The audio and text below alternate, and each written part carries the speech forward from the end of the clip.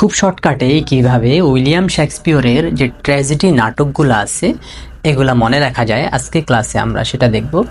So এটার জন্য আমরা খুব মজার একটা ট্র্যাজেডি সিন মনে রাখবো যে একজন রাজা শেক্সপিয়র নিজে সে তিতাসের তীরে এসে যখন ওঠার পরে অ্যান্টনি নামক একটা লোক তাকে মেরে সিজার করে তাকে হামলা করে, তার মানে তাকে হত্যার উদ্দেশ্যে সিজার করে হামলা করা হয়।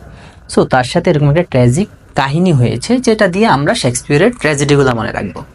সো রাজা বলতে এখানে বোঝানো হয়েছে কিং লেয়ার, থিতাসের তীরে মানে থ্রেটাস অ্যান্ড্রোনিকাস, তীরে মানে তিমন অফ অ্যাথেন্স, এসে উঠলে মানে এসে অথেলো, অ্যান্টনি মানে অ্যান্টনি অ্যান্ড ক্লিওপেট্রা, তাকে মেতে আমরা বুঝলাম ম্যাকবেথ এবং রোমিও অ্যান্ড জুলিয়েট, সিজার মানে জুলিয়াস সিজার করে হামলা করলো, হামলা মানে হ্যামলেট।